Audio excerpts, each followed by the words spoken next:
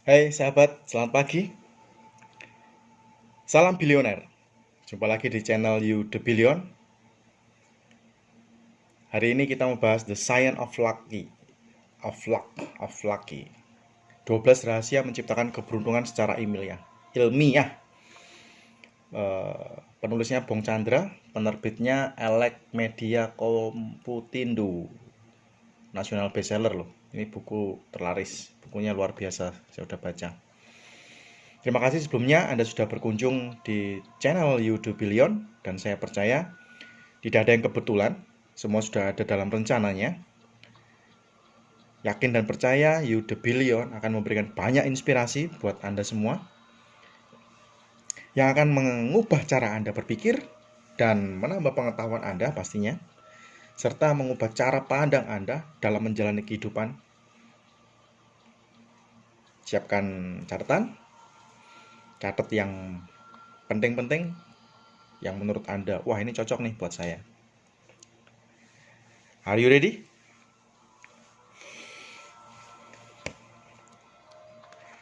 Bukunya di toko-toko buku terdekat juga ada. Anda tinggal cari dan pastikan Anda membacanya.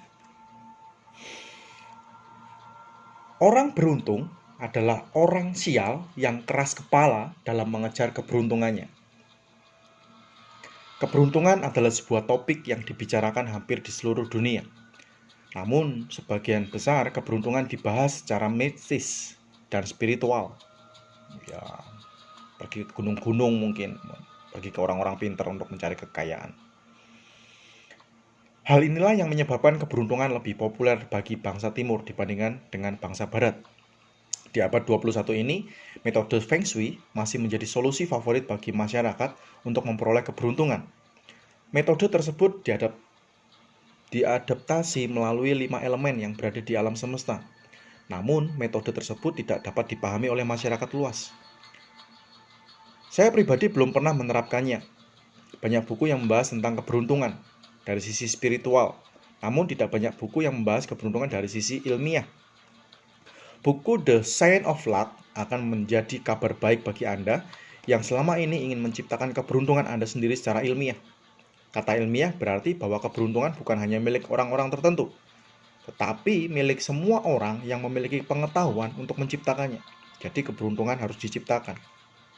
Keberuntungan adalah kumpulan dari fakta, persiapan, dan tindakan yang membawa kita menuju tempat yang kita harapkan. Keberuntungan hanyalah sebuah puzzle yang harus Anda pecahkan. Dalam buku ini akan memandu Anda menuju tempat yang Anda harapkan selama ini. Ikuti langkah demi langkah ya. Sebagian dari Anda mungkin memiliki latar belakang yang kelam, orang tua yang bercerai, bangkrut dalam usaha, atau bahkan keterlibatan dengan narkoba, obat-obatan terlarang ya. Ketahuilah bahwa latar belakang Anda tidak menentukan keberuntungan Anda di masa depan. Orang beruntung sesungguhnya adalah orang sial yang ngotot, betul-betul ngotot, sampai ia menjadi orang yang beruntung. Anda mungkin telah memulainya dengan kesalahan, namun Anda dinilai bukan dari apa yang telah Anda mulai, tetapi dari apa yang telah Anda selesaikan. Anda tidak perlu berbakat di bidang matematika, berbakat di bidang kimia atau fisika untuk mengerti isi buku ini, bukan? Anda hanya perlu membuka hati dan pikiran untuk belajar, bertindak, dan menghasilkan. Selamat membaca, leaders. See you at the top.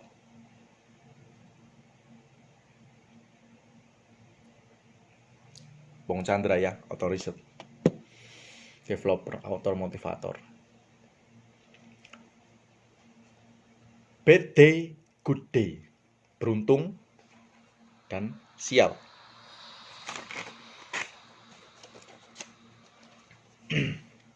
Anda adalah sutradara di pagi hari dan pemeran pembantu di malam hari. Selamat datang di bab yang pertama. Saya percaya keberuntungan selalu dimulai dari langkah kecil, yaitu sebuah tindakan. Membeli buku ini dan memulai membacanya adalah sebuah awal yang luar biasa dalam meraih keberuntungan. Sama halnya kan, Anda masuk channel ini, sebuah langkah awal juga. untuk mengubah masa depan Anda, untuk meraih keberuntungan Anda. Dan saya yakin tidak ada yang kebetulan. Sebelum kita mulai terlalu jauh, saya ingin mengajak Anda untuk membaca 2 kisah berikut ini. Hari buruk. Seorang wanita muda baru terbangun dari tidurnya saat itu tepat pukul 9 pagi. Ketika ia melihat jam sudah pukul 9 pagi, wanita ini sangat kaget dan menyadari bahwa ia terlambat untuk pergi ke kantor. Dengan terburu-buru, ia bergegas turun dari ranjangnya, namun karena terburu-buru, wanita ini terpleset dan jatuh. Ia segera pergi ke toilet untuk gosok gigi, namun pasta gigi ternyata sudah habis. Tanpa menggosok giginya, ia memutuskan untuk mandi kilat. Namun, saat sedang bersabun, tiba-tiba air dari keran macet dan berhenti. Dengan persiapan seadanya, wanita ini keluar rumah untuk mengejar bus. Dalam perjalanan mengejar bus, cuaca mulai tidak bersahabat dan hujan pun turun. Ketika itu, ia memutuskan untuk berteduh di halte bus. Namun, sebuah mobil yang terlalu kencang menyipratkan genangan air di jalan hingga hampir seluruh tubuh wanita ini basah. Sesampainya di kantor pukul 15, wanita ini sangat terkejut melihat papan pengumuman yang bertuliskan hari ini libur. Ternyata hari ini adalah hari Minggu. Mungkin Anda tertawa mendengar cerita ini. Hari baik. Kisah kedua adalah kisah yang sangat berlawanan dibanding kisah yang pertama tadi. Simak kisahnya berikut ini. Seorang wanita terbangun dari tidurnya pukul 9 pagi. Begitu ia terbangun dari tidurnya, wanita ini sudah dikagetkan dengan sesuatu yang sangat romantis. Hampir seluruh ranjang dipenuhi oleh ratusan bunga yang sangat indah. Setelah sepenuhnya terbangun, wanita ini juga menemukan sebuah kotak yang berisi cincin berlian yang indah beserta sepucuk surat cinta. Tidak lama setelah itu, seorang teman menelponnya dan untuk membayar hutang yang sudah lama dipinjam. Sepanjang hari tersebut, wanita itu selalu melewati setiap waktu dengan keberuntungan dan sukacita. Sudah jatuh tertimpa tangga. Saya percaya kedua cerita tersebut adalah sebuah cerita yang ekstrim. Namun setidaknya Anda pernah mengalami kejadian yang mirip dengan cerita di atas. Ada masa di mana segala sesuatu yang kita inginkan berjalan sesuai rencana. Kadang yang terjadi malah sebaliknya. Ada saat di mana kita begitu sial. Segala yang sudah kita rencanakan tidak berjalan sesuai dengan rencana. Jalanan yang sangat macet dan banyak orang menyebalkan menemui Anda pada hari itu. Dan ketika musibah-musibah tersebut datang menerpa hidup kita seringkali bertanya, kenapa saya sangat sial? Hidup ini tidak adil. Alih-alih menyalahkan keadaan atau bahkan menyalahkan Tuhan, saya lebih memilih untuk menemukan solusinya. Selama kurang 2 tahun ini, saya mencoba meneliti mengenai hal ini. Kenapa ada yang namanya hari buruk dan hari baik? Bagaimana cara mengubah roda nasib kita dengan cara yang ilmiah dan masuk akal? Penelitian ini saya mulai dengan mengamati sebuah kaset, karya seni, dan sebuah pertandingan olahraga. Semua berawal dari pola. Apakah Anda pernah memiliki sebuah kaset yang berisi lagu-lagu? Kira-kira apa yang terjadi apabila Anda mengeluarkan pita kaset lalu menggoresnya dengan sebuah cutter atau pisau? Saya yakin ketika itu juga kaset tersebut tidak menghasilkan sebuah lagu, melainkan suara yang aneh bila diputar. Hal ini terjadi karena pola pada pita kaset telah rusak akibat goresan dari pisau atau cutter tersebut. Bicara mengenai pola pada pita kaset, hidup manusia tersebut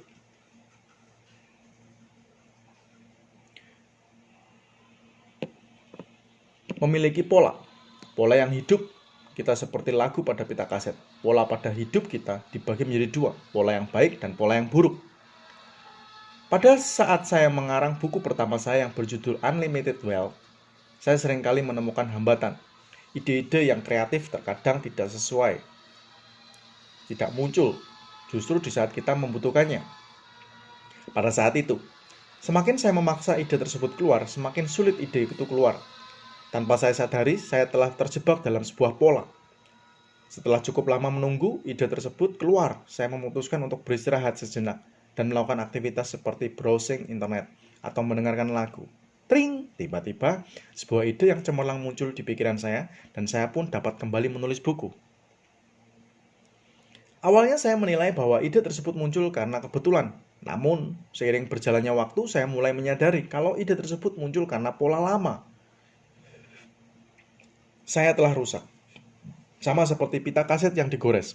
Pola lama saya telah rusak karena saya tiba-tiba berhenti menulis buku dan melakukan hal lain seperti browsing internet dan mendengarkan lagu. Nasib buruk bisa dirubah secara ilmiah. Kuncinya adalah sebuah pola. Kejadian buruk yang dialami wanita pada cerita nasib buruk tadi juga merupakan sebuah pola.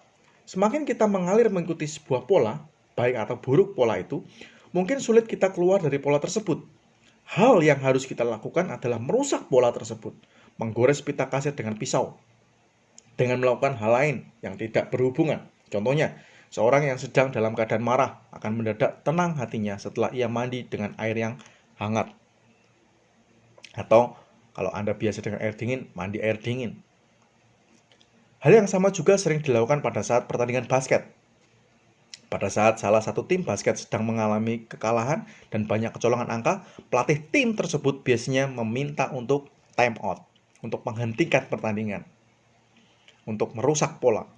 Dengan menghentikan pertandingan tersebut, maka pola permainan yang jelek akan rusak seketika. Hal yang harus Anda perhatikan dalam mengubah nasib Anda.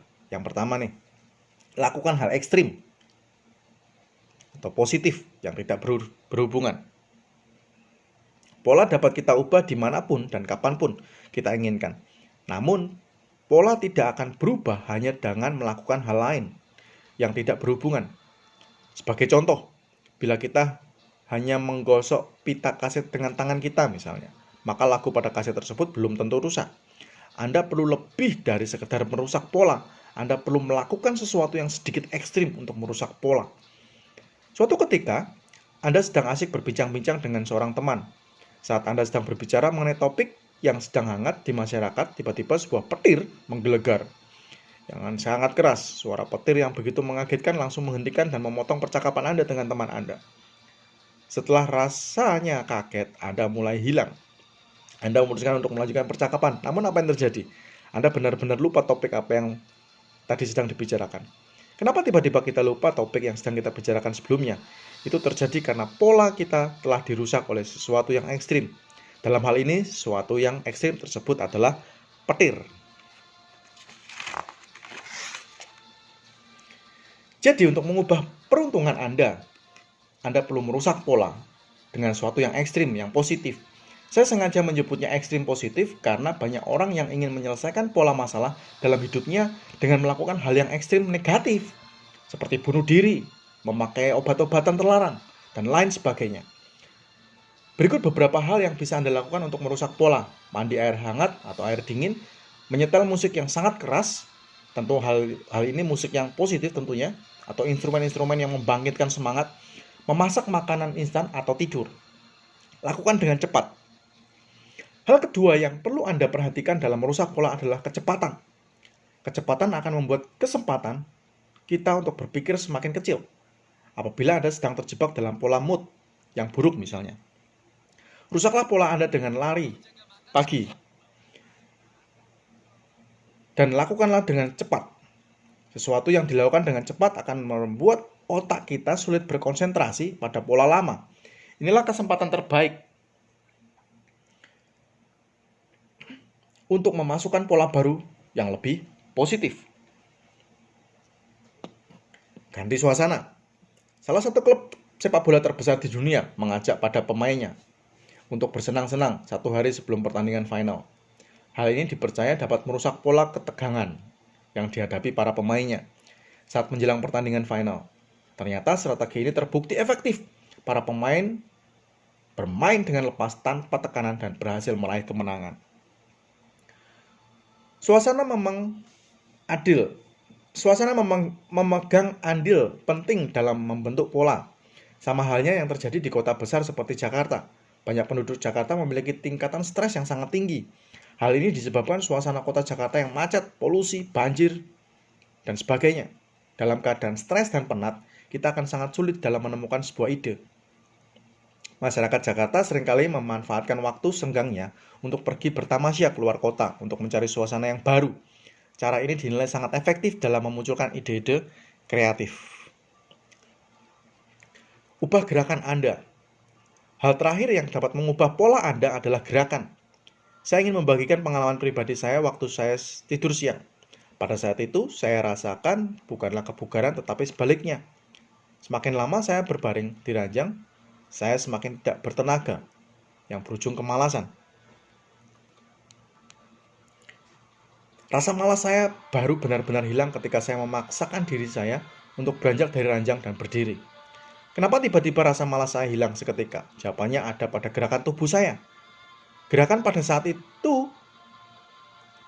akan merangsang otak kita untuk bermalas-malasan, tentunya pada waktu tidur tadi. Lain halnya dengan berdiri, berjalan, berlari, dan bahkan melompat. Otak kita akan merespon informasi melalui gerakan tubuh kita.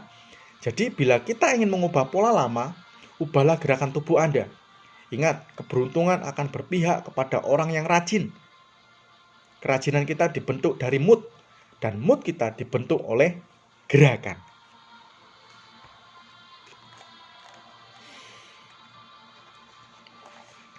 Jadi, banyak bergerak, jangan malas-malasan, sehingga mood kita bangkit, mood kita positif.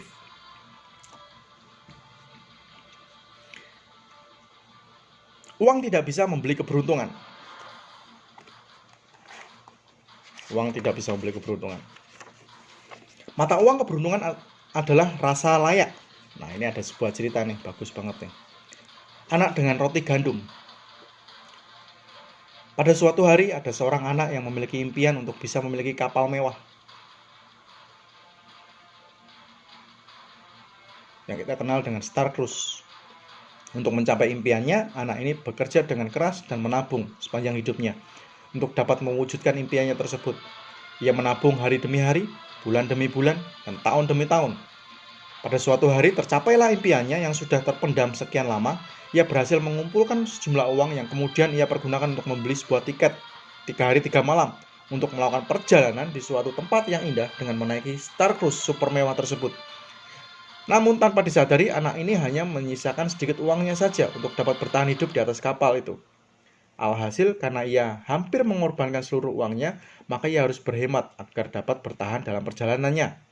Lalu ia memutuskan untuk membawa bekal yang sangat terjangkau dan menurutnya cukup selama perjalanan di atas kapal, yaitu sekantong roti gandum. Kemudian ia memasukkan ke dalam ransel. Dan tibalah saatnya ia berangkat menaiki kapal mewah tersebut dan memulai perjalanan 3 hari 3 malam. Pada hari pertama, ia begitu takjub melihat banyak sekali orang kaya raya. Mereka mengenakan pakaian yang berkelas. Mereka menyantap makanan yang terlihat begitu nikmat baik pagi, siang, maupun malam. Di hotel yang sangat mewah di atas kapal tersebut. Namun, anak ini hanya bisa memandang dengan kepala tertunduk, bercampur perasaan yang lesu, iri hati, dan sedih mendapati bahwa ia hanya memiliki sekantong roti gandum. Karena rasa minder yang luar biasa dalam benaknya, ia kemudian pergi ke sebuah pojokan yang tidak dilihat oleh orang dan mulai memakan roti gandumnya. Hari kedua tidak berbeda jauh dengan hari pertama. Kembali ia melihat pemandangan seperti kemarin. Kemudian beranjak ke pojokan lalu memakan roti gandumnya. Begitu pula hal yang sama terjadi pada hari yang ketiga. Dia begitu minder dan memakan bekalnya di pojokan sambil melihat orang-orang kaya memakan, berjalan, menikmati kapal pesiar. Namun ada sedikit perbedaan di hari yang ketiga. Ternyata petugas kapal memperhatikan gerak-gerik anak ini dengan roti gandumnya dan menaruh curiga padanya. Kecurigaan petugas atas anak ini sebenarnya mudah saja. Pikirannya bertanya-tanya, mengapa di saat semua tamu kapal mengenakan pakaian yang mewah dan menyantap makanan, ada seorang anak dengan pakaian compang-camping, bagikan pengemis, dan hanya memakan roti gandum di pojokan selama 3 hari berturut-turut. Pastilah anak ini tidak memiliki tiket, gumamnya. Dengan segera petugas kapal menghampiri anak ini dan berkata dengan tegas, "Nak, mohon tunjukkan tiketmu." Kemudian anak tersebut pun mengambil secari tiket dari ranselnya dan memberikannya kepada petugas kapal. Mendapati tiket tersebut, petugas kapal ini semakin bingung dan bertanya-tanya dalam hatinya, mengapa jika anak ini dapat membeli tiket 3 hari 3 malam untuk menaiki kapal mewah ini, namun ia malah bersembunyi di pojokan dan hanya memakan roti gandum. Melihat wajah petugas yang kebingungan, lantas anak ini membuka mulutnya dan menceritakan, "Maaf Pak, Bapak mungkin bingung mengapa saya bersembunyi di pojok dan hanya memakan roti gandum yang memang sengaja saya bawa sendiri. Menaiki kapal mewah ini adalah impian sejak lama. Dan seumur hidup saya habiskan untuk bekerja keras dan menabung agar bisa merasakan hebatnya kapal ini. Namun, ketika saya membeli tiket, saya lupa akan makanan dan hanya menyisakan sedikit sekali uang yang membeli makanan yang ada di sini. Dan tidak mungkin dengan sisa uang yang saya miliki sekarang ini mampu membeli makanan di kapal ini. Untuk itu, saya membeli sekantong gandum yang cukup untuk saya bertahan hidup di sini selama 3 hari.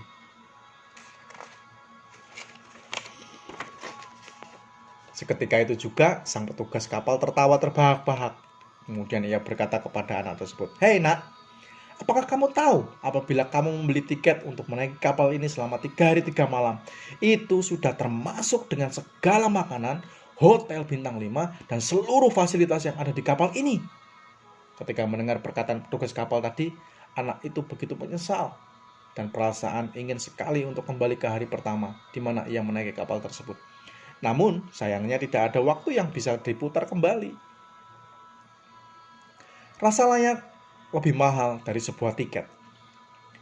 Nilai moral dari kisah di atas itu mirip sekali dengan kisah di dalam kehidupan kita masing-masing.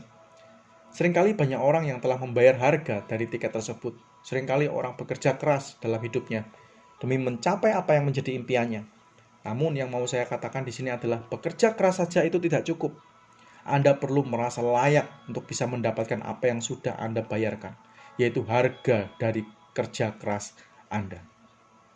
Banyak orang bertanya-tanya, kenapa ketika saya sudah melakukan apa yang disarankan para motivator, membaca hampir seluruh buku, menghadiri banyak sekali training, pertemuan, Anda tidak akan bisa menghilangkan asap hanya dengan mengibas-ngibaskannya. Anda baru bisa menghilangkan asap tersebut jika Anda mematikan api langsung dari sumbernya. Demikianlah hal yang sama berlaku untuk rasa layak. Walaupun Anda bekerja keras, mengikuti seluruh training yang ada, dan membaca seluruh buku tentang kesuksesan, ternyata itu hanya mencoba membantu Anda untuk menghilangkan asap dengan cara mengibas-ngibaskannya. Tetapi, itu tidak akan pernah menyelesaikan masalah Anda. Anda akan betul-betul mendapatkan apa yang Anda inginkan ketika Anda yakin benar dan mengetahui apa yang menjadi penghalang selama ini, membuat Anda gagal untuk meraih kesuksesan. Kenyataannya, penghalang terbesar itu sesungguhnya bukan terletak dari luar diri Anda, namun berada di dalam diri Anda sendiri, yaitu rasa layak. Saya ingin menyampaikan kepada Anda semua bahwa rasa layak jauh lebih mahal dari harga tiket yang dibeli anak tadi untuk menaiki kapal Star Cruise. Saya ingin mengajak Anda semua yang telah selesai membaca subbab ini, apapun posisi Anda, apapun latar belakang Anda, apapun keadaan finansial Anda, dan apapun kekurangan Anda, ingatlah bahwa Anda layak berada di kapal mewah. Anda layak untuk makan di hotel bintang 5. Dan Anda layak memiliki kehidupan yang jauh lebih baik. Anda sangat amat layak untuk meraih kesuksesan.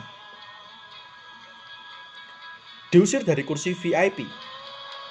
Ketika saya memberikan training di beberapa perusahaan, baik perusahaan BUMN, properti, asuransi, perbankan, MLM, dan organisasi-organisasi seperti Universitas Real Estate Indonesia, dan masih banyak lagi, saya selalu mendapatkan kisah-kisah menarik dari pengalaman saya bertemu dengan banyak orang di perusahaan yang saya training. Suatu hari saya mendapatkan kisah dari sebuah perusahaan multi-level marketing. Ada seorang leader yang sudah berperingkat tinggi di perusahaan MLM tersebut, yang menceritakan pengalamannya pada awal ia bergabung di MLM tersebut. Awal mula ia bergabung dalam perusahaan tersebut, ia diajak oleh rekannya untuk mengikuti sebuah acara besar yang dihadiri oleh ribuan orang. Karena acara tersebut sangat ramai dan penuh sesak, ia berpikir akan lebih jelas apabila ia duduk di kursi bagian depan. Dengan polosnya lalu, ia berpindah maju dan duduk di kursi yang paling depan, tanpa mengerti bahwa kursi tersebut adalah kursi VIP yang khusus disediakan untuk para leader peringkat tertentu. Tak lama setelah ia duduk, datanglah seorang petugas dan bertanya, "Mohon maaf Pak, bisa tunjukkan ID card Anda?" Kemudian ia pun menjawab, "ID card? Saya tidak mempunyai ID card. Saya datang ke sini diajak oleh rekan saya. Dan saya duduk di kursi ini agar dapat jelas melihat ke arah panggung." Petugas pun berkata, Kursi yang Bapak tempati saat ini adalah kursi VIP yang khusus disediakan untuk orang-orang dengan peringkat tertentu saja. Jadi mohon maaf Bapak, tidak bisa duduk di kursi ini. Tidak terima, pria ini pun menjawab, "Loh, apa bedanya saya dengan mereka? Tidak adil apabila mereka boleh duduk di sini, sementara saya tidak."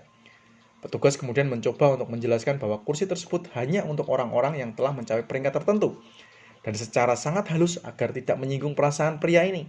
Namun pria ini berkeras untuk tetap duduk di kursi VIP. Singkat cerita, pria ini kemudian diseret secara paksa oleh beberapa petugas dan dipindahkan di deretan kursi biasa. Kejadian ini mungkin membuat sebagian orang sakit hati dan keluar dari ruangan tersebut, namun tidak dengan pria ini. Ketika dipindahkan, ia mengatakan dengan tegas kepada para petugas, "Jika memang kursi tersebut hanya untuk orang-orang berperingkat tinggi, Anda akan melihat 2-3 tahun dari sekarang, saya akan duduk di kursi VIP tadi." Kisah yang begitu menarik dari seorang leader yang sudah sukses. Dan saat itu, ia sudah duduk di kursi VIP. Kejadian itu membuat ia begitu bekerja keras, memprospek lebih banyak orang, dan dengan konsisten dan fokus mengejar impiannya. Karena ia tahu bahwa ia layak mendapatkan apa yang diinginkan. Bukan sekedar kursi, VIP, namun kesuksesan itu sendiri. Hari itu ia menularkan semangat dan memberikan inspirasi yang keluar biasa kepada para peserta untuk dapat meraih prestasi seperti dirinya. Leaders, seringkali kita sudah melakukan hal yang tepat, sudah mengerjakan hal yang benar, dan berjuang dengan sangat keras. Namun kursi VIP yang sudah disediakan Tuhan untuk Anda tidak akan pernah bisa Anda duduki sebelum Anda merasakan bahwa diri Anda layak duduk di sana. Menderita menjadi nomor 2. Bukan pertama saya, Unlimited Wealth dicetak hampir 10 kali dan terjual hampir 100.000 eksemplar dalam 1 tahun. Tidak hanya itu, buku tersebut juga menjadi buku terlaris nomor 3 se-Indonesia. Sebelum saya menerbitkan buku tersebut, saya selalu menarik untuk melihat deretan buku-buku top 10 yang terpajang di lemari khusus di setiap toko buku. Top 10 adalah peringkat buku-buku yang paling banyak dibeli di toko buku tersebut. Sebelum saya menulis buku Unlimited Wealth, saya selalu merasa bahwa buku saya layak dipajang di lemari tersebut. Saya selalu berpikiran bahwa buku yang nanti saya terbitkan pastilah berada di deretan top 10 tersebut. Saat buku pertama saya terbit, pada bulan pertama dan kedua, lalu menempati peringkat nomor 1 di beberapa buku toko Gramedia, itu adalah hal lumrah bagi sebuah buku baru beberapa bulan terbit.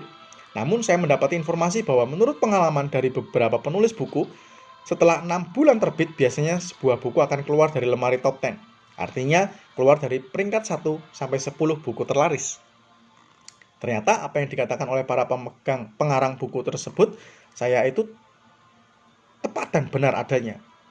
Saya melihat sendiri buku pertama saya mulai turun ke peringkat 4, peringkat 5, bahkan sudah tidak terlihat lagi di lemari top 10. Namun hal yang paling menarik dari pengalaman ini adalah saya merasa menderita melihat buku saya tidak lagi terpajang di peringkat nomor 1. Penderitaan yang saya alami bukan berarti berdampak negatif, tetapi merupakan penderitaan yang positif.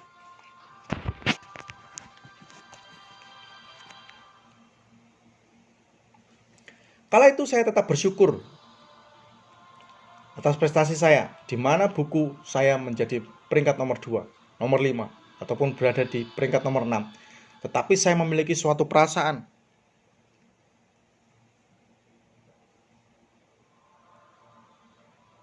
karena prinsip yang saya pegang sejak beberapa tahun lalu bahwa seorang akan menjadi nomor 1 apabila ia menderita menjadi yang nomor 2. Coba Anda bayangkan bagaimana mungkin seorang dapat menjadi yang nomor 1 apabila orang tersebut tidak pernah menjadi yang nomor 2. Bagaimana mungkin seorang dapat berpenghasilan 100 juta per bulan apabila orang tersebut tidak pernah penghasilan 1 juta per bulan. Bagaimana mungkin seorang dapat menjadi orang yang sangat sukses apabila ia sendiri tidak pernah dengan menjalani kehidupan yang biasa-biasa saja. Seorang akan baru benar-benar menjadi yang nomor 1 ketika yang menderita menjadi yang nomor 2, nomor 3, nomor 4, dan seterusnya.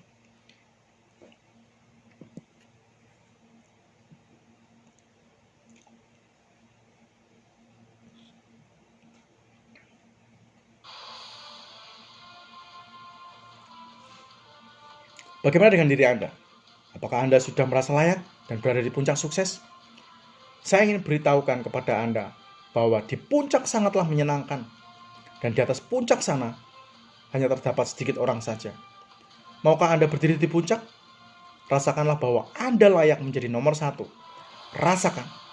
Dan menderitalah ketika Anda menjadi yang nomor 2.